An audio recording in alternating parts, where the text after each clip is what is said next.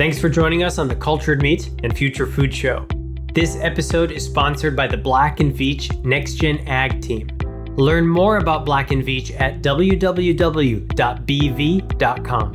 Lou Cooperhouse is recognized as a leading global authority in food business innovation and technology commercialization. With extensive leadership experience throughout his 35-year career in the food industry.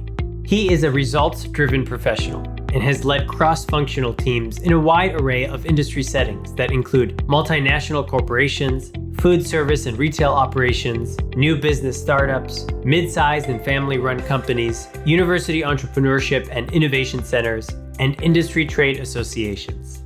Lou also has considerable expertise in food safety and quality assurance systems and has provided leadership at numerous FDA and USDA-inspected operations throughout his career, and has conducted third-party audits of dozens of food companies throughout the nation as well. Lou received his MS in food science and BS in microbiology both from Rutgers University and has served as the adjunct professor at the Rutgers Business School. Let's jump right in. Thanks for joining us for the Cultured Meat and Future Food Show. We're excited to have Lou Cooperhouse as the guest for today's episode. Lou, I'd like to welcome you to the Future Food Show. Well, thanks for having me, Alex. I look forward to this broadcast.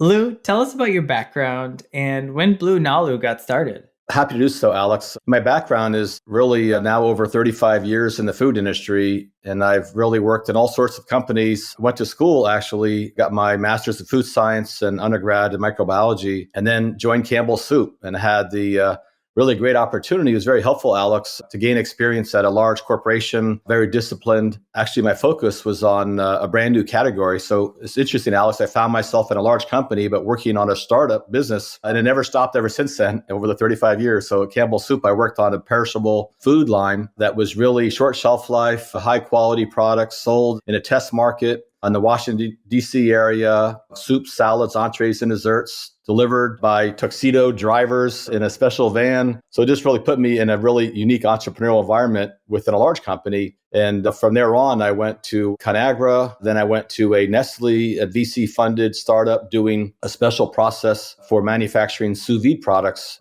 produced under vacuum pasteurization. Again, high quality entrees. And I was very involved with a startup there and taking that company from a small facility to a 50,000 square foot operation and really led that whole commercialization piece.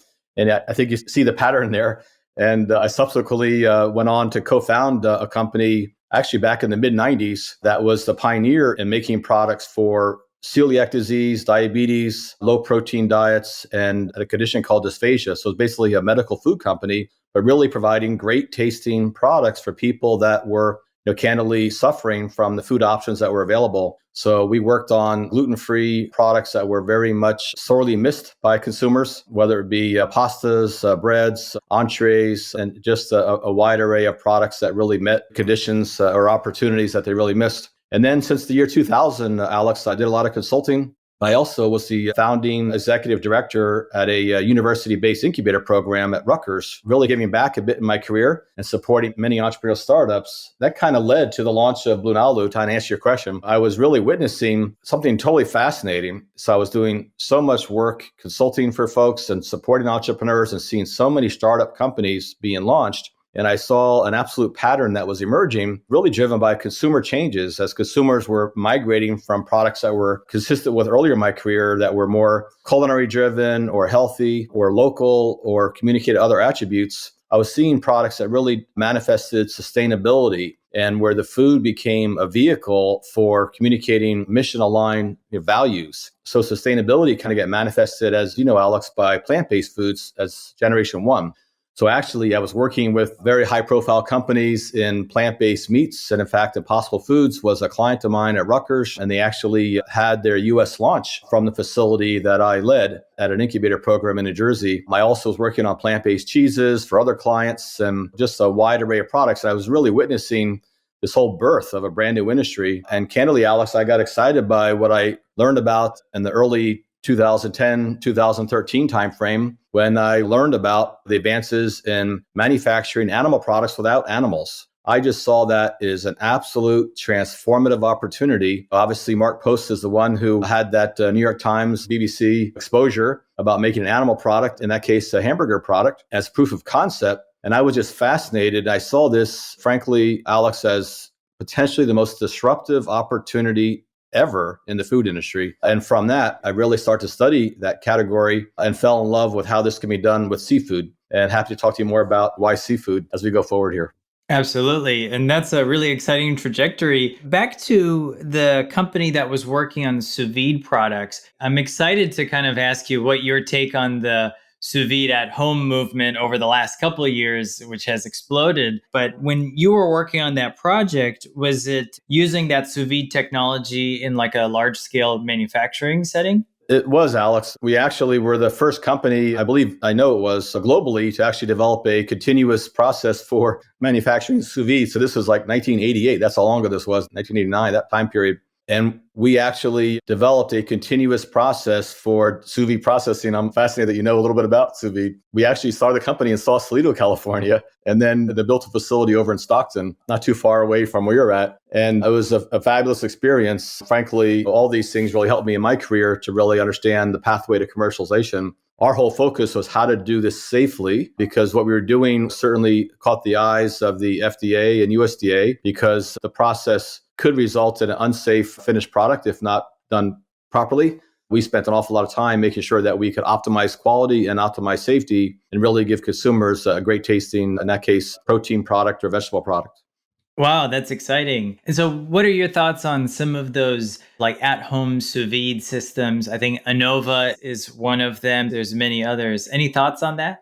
I'm really not familiar with some of those systems. I think if consumers follow that with care and read all the directions, one really needs to ensure that the product is not stored for a lengthy period of time or at elevated temperature. But certainly the quality of the product is absolutely outstanding on the sous vide process. Again, I'm not that familiar with some of the at-home systems that are out now, but they've had some of those out for a bunch of years now. But it seems like they are taking off more so than ever, as consumers, frankly, due to the pandemic, are doing a lot more cooking at home. So I think they're starting to explore this new technology to really enjoy the benefits of that even more so. Absolutely. Yeah. And all types of at-home experiments going on now. At the Rutgers entrepreneurial program, was that focus on food technology or was it just general entrepreneurship?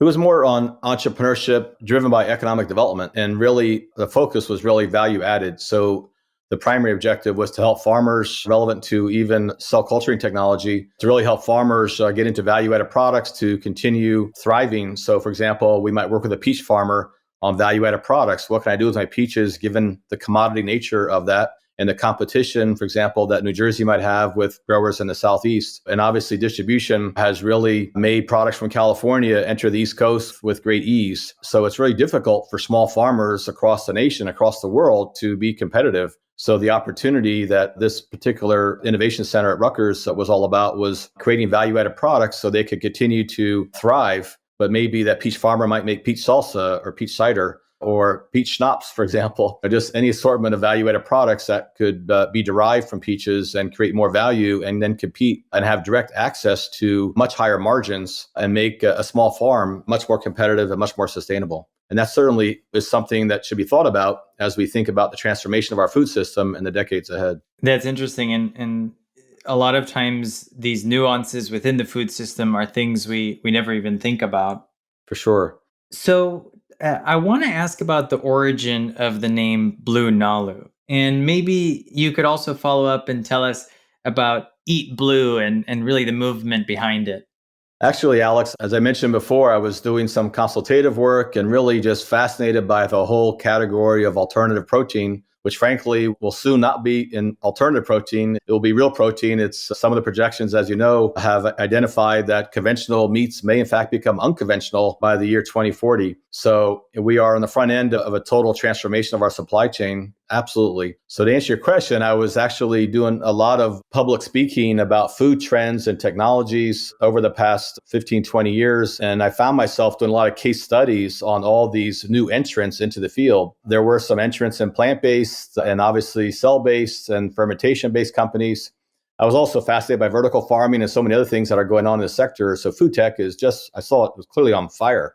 as well as some of the home delivery services. So much was going on. And I specifically found myself honed in on cell-based and calling it, frankly, the holy grail. I said, this technology is an absolute game changer for the food industry.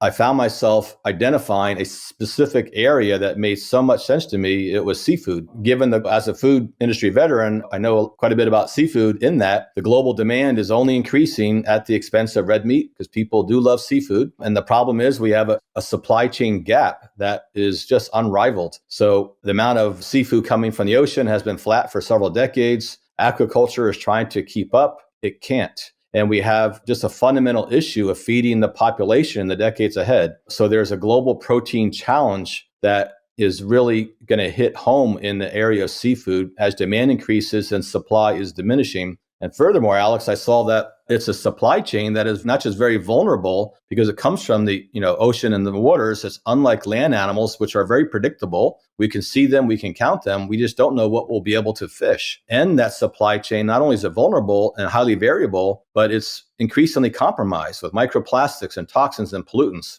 So I was actually in the state of Hawaii, so back to your question on the origin of the name, doing a fair amount of consulting work for the University of Hawaii and other entities in the state. And I was actually a keynote speaker at a Hawaii Agricultural Foundation, and I was literally talking about cell-based seafood is the holy grail of the holy grail. It is something that needs to be done. And here we are in Hawaii, the center of the Pacific Ocean, 2,500 miles from any major landmass. We really need to do something about this. So sure enough, there are like 300 people in the audience, and one individual approached me, had a connection with venture capital, and he said, you just made the greatest case to start a company. And I've been thinking about this category too. You just identified a whole strategic plan to actually go forward with that. And I said, I know. And I wasn't really looking, Alex, to start a company, but from that point on, BlueNalu was born. And the name BlueNalu is just a homage to where the company got founded. So Nalu is a Hawaiian word for wave. It's the wave of the moana of the ocean. And Nalu also is interestingly a street slang in Hawaiian. If you say to somebody Nalu, it's about being go with the flow, but it's also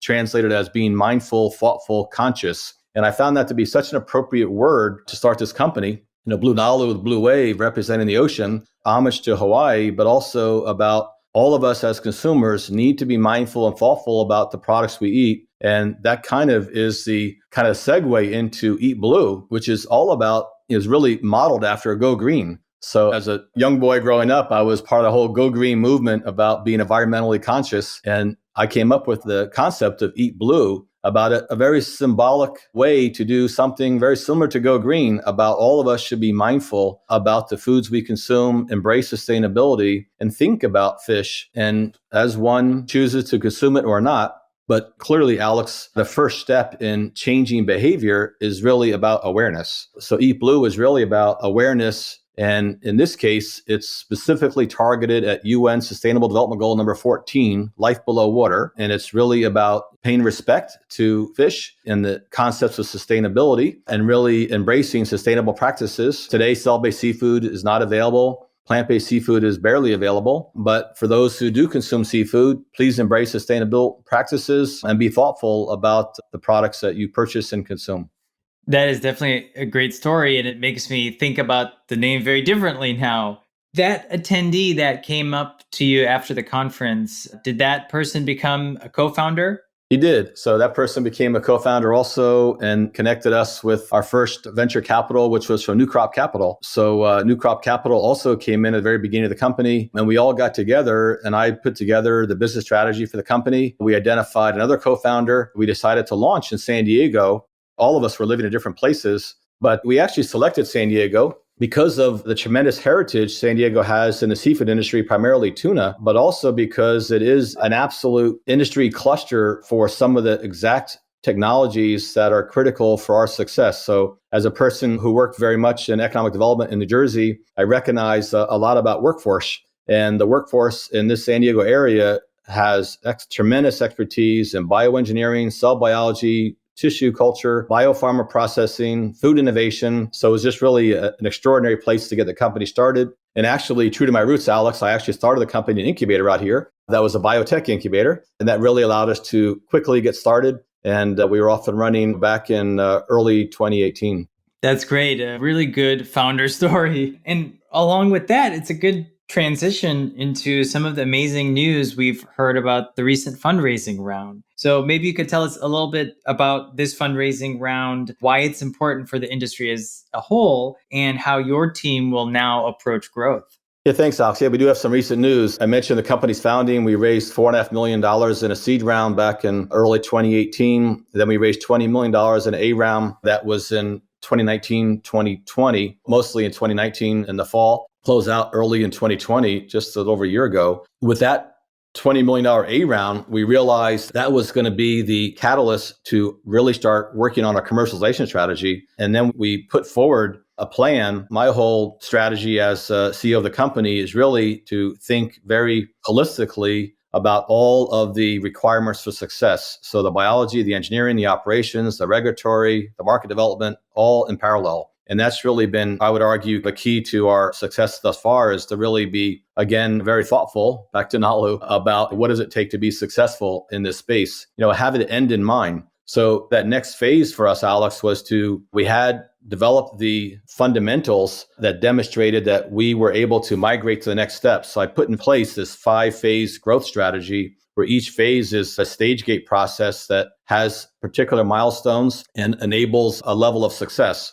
The 5th phase is a profitable factory, which is the end in mind. By no means are we there yet. And this whole industry is not even close to that yet. But what we're at is what I call phase 3, that middle point, very important point. And the phase 3 is a place that allows a facility that allows us to enter commerce for the first time. So it is a small scale food processing facility. It's a pilot facility that operates under GMP, FDA best practices for manufacturing, but just provides very small scale production. So interestingly, Alex, is a bit like the Food Innovation Center I built at Rutgers. So it's basically that innovation center in mind. Small scale factory allows you to launch products, demonstrate market acceptance in a regulatory approved facility. That being said, we realized that the funding required to build out the facility and give us the operating cash was about $60 million. That would take us to the milestones of getting this facility completed, getting through all the processes required for regulatory clearance,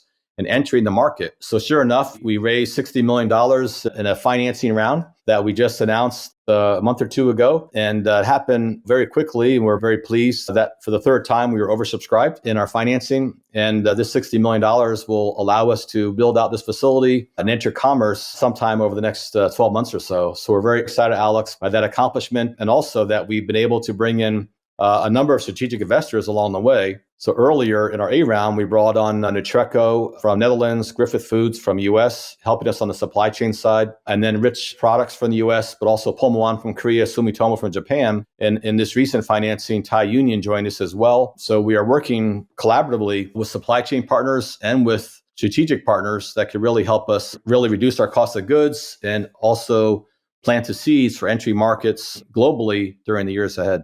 And will this pilot facility be in San Diego? Absolutely. Yeah. It's roughly 40,000 square feet and it's currently being constructed as we speak. So it's an existing building that we are repurposing to be the first cell-based seafood pilot facility here in the United States. That's exciting. And to track back, BlueNalu started, did you say 2018? That presentation I talked about in Hawaii happened in the early fall of 2017. And then, as many companies do, went in stealth mode, developed a strategy. And then our funding happened in the spring of 2018. And it was literally June of 2018 when we brought on our first team members and started our operation in the incubator facility in San Diego. So we're really approaching our 3rd year in operations. That really puts a big smile on my face because we really need that type of startup growth when we are addressing, these challenges. And we're talking about go green, eat blue. The faster we move, the better. And that's just really exciting to hear. Can you imagine, I want to throw this out there. I know the focus is on seafood. Can you imagine the technologies being used at BlueNalu will in the future be applied to applications outside of seafood, other types of protein? Yeah, I think, Alex, this whole category, there's so much knowledge being developed by all of us collectively around the globe. Companies, we're all developing stable cell lines. In our case, we began the company with developing stable cell lines of fish species that have never been done before. So there's so much intellectual property being developed here. But you're absolutely right, Alex. The applications are really, we actually created an internal think tank, funny you mentioned it, called BlueNalu Innovations, that's really to think outside of the box and different kind of markets and opportunities that might exist for our technology, whether that's in the biology area or the engineering area or the marketing area. But you're absolutely right, Alex. There's a tremendous amount of opportunities outside of our core area that I think will be uncovered in the coming years.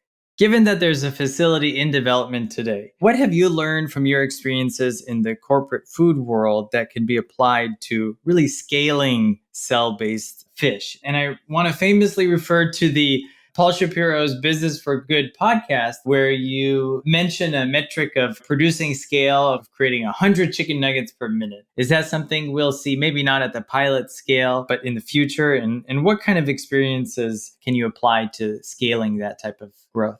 Yeah, I think when BlueNalu got started, my whole approach, and frankly, I realized, Alex, I was one of the few founders in the world that actually came from the food industry. Many of the founders in this business come from biotech or biopharma. And as a food industry person, my first focus was on culinary and really making great tasting products and recognizing how the food industry works. And the food industry, when it comes to seafood, which is a very fragmented market, really needs to be supported with a distribution model. So I really began thinking about this, Alex, which I would encourage any entrepreneur to think about is, what does success look like? Success at all levels. It's not just the success that's associated with cost of goods, but there's a success that I'm thinking about, how many factories can be in place that can really result in significant market penetration around the world in a highly fragmented market. So back to that earlier reference I made of a 5-phase growth strategy, where phase 5, if you will, becomes that cookie cutter. But it's a large-scale factory that can be replicated across the world, but customized based on the market conditions. So if you think about seafood, people are used to eating seafood that's clearly more locally available. Obviously, what people eat in Europe, people eat in Asia, people eat in the United States are extremely different. There might be some common species that we might consume, but there's an awful lot of local products around the world. Our whole focus was, what does large-scale success look like? So I guess to answer your question, it's really developing a strategy that would enable factories to be created globally.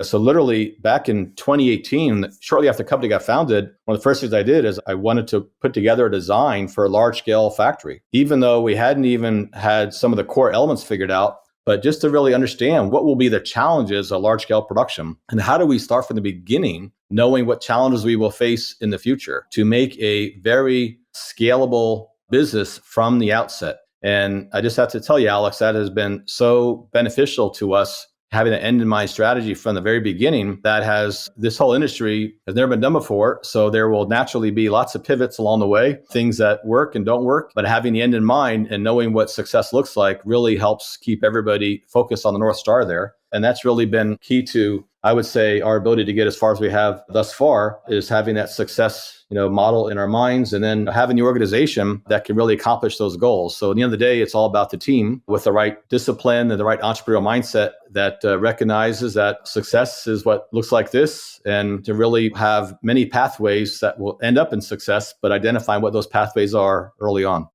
From an engineering and scale standpoint, do you see that in the future, using this model, we would be able to meet current demand of seafood consumption? That's certainly our hope, Alex. I think the market today is north of $200 billion. That's what the estimate is on seafood. It would take so many factories, and the market size is only increasing significantly in the years ahead. So if all that BlueNalu did was fill in the gap of continued growth and take some stress off the oceans, that would be an extraordinary success. Our whole approach, Alex, is to really create a third supply chain solution. Today, there's wild caught and farm raised. Now there is cell cultured seafood, cell-based seafood as a new third option to really take the stress off the ocean. And that's really our strategy. We certainly hope to make a dent in certain species around the world, but it's such a fragmented marketplace and it's so global in nature. So at a very minimum, we need this third supply chain source to really meet the needs of humans in the coming decades. We see the $200 billion seafood industry, trillion-dollar food industry in general. Why are we not seeing more investment in this space? Is it just the early days, or any thoughts on what we'll need to actually make shift, not just in seafood, but in cell-based technologies everywhere? Will there be a lot more investment required to amplify this industry? Yeah, there clearly would be a lot more investment, Alex. I think we are in the early days. My interpretation is this whole category began with terrestrial animal products, so meat and poultry specifically, because of that's where the technology was known. And as I mentioned, a lot of the technologies, some of them came from university researchers with biopharma background, had worked on mammalian cell culturing technology, and they just applied that towards another species that enable proof of concept to occur. My whole approach, Alex, was the reality that there wasn't any science developed in propagating cell lines from fish species, except for a few aquarium fish. So it was really non-existent for the most part. And it is a challenge, frankly, but the real opportunity was that seafood is the market that really has the greatest challenge in front of it. Again, with that big supply chain gap and the compromise with microplastics and pollutants and so forth, that will hopefully not, but will potentially get much worse in the future as our world becomes sadly more polluted and species become less and less available. So we need to do something. So I was really driven by the supply chain gap and supporting personal health and consumer concerns around sustainability, now targeting seafood. The reason we haven't seen that much success, again, it began on the mammalian side, but I think a lot of people are a little frightened by the seafood sector because it is so fragmented. And frankly, there's so many species to work on. In the poultry industry, there's something called a chicken breast or chicken thigh. It's a relatively straightforward industry, and there's a variety of well understood products that are made from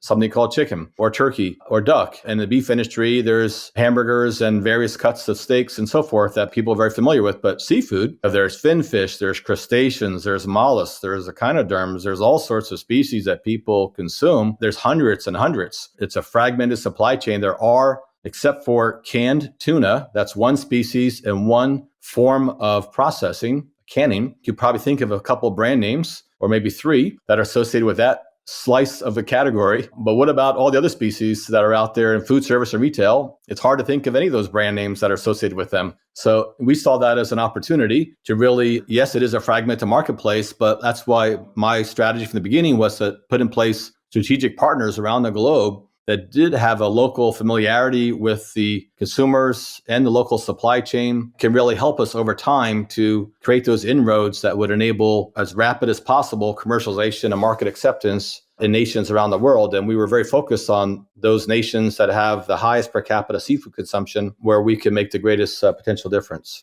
Great. And I want to just track back to the team a little bit. How big is the team at BlueNalu right now?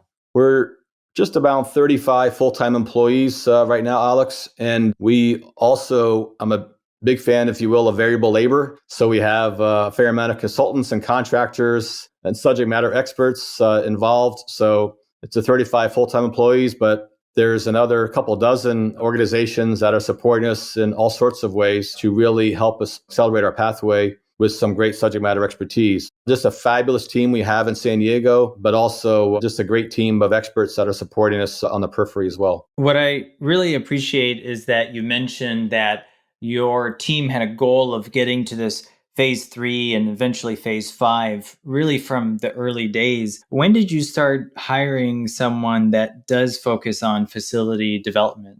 Yeah, I mean, that was initially me, frankly, because I do have a strong background in operations. My roots are in R&D, and really commercializing factories has been something I've done throughout my career. So it's really more the commercialization strategy about putting in place the building blocks that creates the confidence to go to the next step, to the next step, to the next step. And in this case, so we have brought on a number of third parties to support us with engineering, design, construction, architects. We're actually hiring our operations team over the coming months. But thus far, we have just a tremendous R&D and engineering team that has really allowed us to get through phase 0 and into phase 1 and 2. And that phase 3 facility is something that, again, is a big milestone, and it will be another learning experience. But that phase 3 facility 1 year from now will give us the confidence to have figured out at a scale of maybe 200 to 500 pounds per week, not a huge amount of volume, but quite significant in today's standards, and give us the confidence to then move to the next step. We still have 2 more to go after that. But again, we think that this is a really critical mid-step because we will have accomplished in our phase 3 facility all the operating procedures, protocols. Not only are we learning on the engineering side, the commercialization side, driving our cost of goods down with raw materials,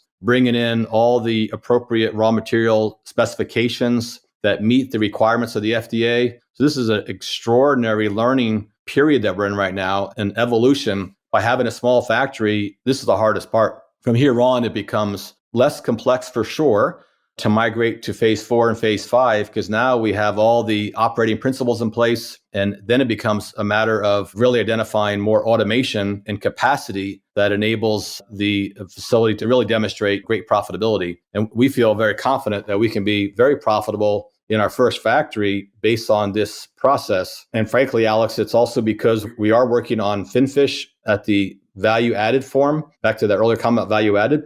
So we're working on like the fillet category, not a ground and form product, a very important differentiator for BlueNalu. So we are in the price point area, if you will, of, as I like to say, we are at the ribeye steak equivalent, or sirloin steak in some cases, of price point. So our ability to get to price parity is a whole lot easier because we are not working on ground and form products as some others are. And a hamburger is also a ground and form product versus a steak. So that enables our situation to be arguably profitable much sooner than companies that are focusing on ground and form products. There's a prompt from X Prize for developing cell-based. I think fish is one of the prompt categories. Is that something your team might be participating in? It is, Alex. It is something we're certainly very excited by, and really applaud X Prize for making this a focus and helping to drive entrance into the category and establish collaborations and partnerships. But we're certainly plan to participate in the X Prize. As we wrap up, I want to ask you, what's missing from the industry? What advice do you have for those interested in research, working in, or starting a company in the, and I'll use the term, cellular aquaculture space? Yeah, that term is probably something that I know I used early on myself, but we're actually increasingly leaning towards cell cultured or even cell-based, based on some research that we've sponsored in this space. And we're starting to see that what's missing really evolve. We're seeing companies like BlueNalu and many others around the world that are focused on the finished product. But we're starting to see now finished product being that seafood or that ground meat or whatever it might be that will be served to consumers. I'll call that kind of the middle of the value chain. On the front end of the value chain is all the supply chain partners. So we're starting to see new companies emerge on the raw material side, a much more commitment towards reducing the cost of goods. So we're seeing large companies and startups having focused efforts to really support this industry because they realize there's a brand new industry that is emerging. So we're seeing very large companies, whether in enzymes or amino acids or growth factors, scaffolding or other technologies. We're seeing all sorts of companies working on the raw material, if you will, supply chain engineering solution piece. And we're also seeing strategic partners, entrants coming in on the back end of the process. So again, we're in the middle of that value chain. On the back end are people in engineering, operations, marketing, distribution. That's really what's now missing from this industry. The exciting organizations like BlueNalu in the middle that are creating the finished products need the support on the front and the back end of the value chain, the supply chain partners and the distribution partners that could really help us rapidly get to market and serve as a catalyst to drive the cost down at the same time. So those companies, we're starting to see a lot more activity, but they're certainly still missing to get much more of that to really help us all be successful. You can get in touch with Lou on LinkedIn and learn more about BlueNalu at www.bluenalu.com. And that's just BLUENALU.com. Lou, do you have any last insights or announcements for our listeners today? First, Alex, thank you so much for all that you do for this industry and for all of your listeners, for all of your support as well. Really no last comments, except I think maybe my last comment will be kind of my first one. It's really about culinary. I think to really have consumers migrate towards any kind of alternative protein product. I think there's a really good article in the New Republic recently that you might have seen by Jan Dukowicz and Gabriel Rosenberg that talked about what it will take for consumers to shift during the coming years. And it's all about people who don't want to sacrifice anything unless the quality and the taste and the texture are there. And that's really been our focus at BlueNalu. This is about making great tasting products. It's hard to motivate some people as much as we might want them to eat blue. I think if we have them think about eat blue, but also that there be no trade-offs and the product is driven by great taste and quality and culinary, I think we can clearly have hopefully up to 100% of the people migrate towards cell-based versus conventional seafood, meat, or poultry products in the future. If it tastes great, we'll capture the entire audience. Definitely a future I'm looking forward to. Lou, thank you so much for being with us today and sharing your insight on the Future Food Show. Thank you, Alex. This is your host, Alex, and we look forward to being with you on our next episode. This program was produced by H Media. We'll see you soon.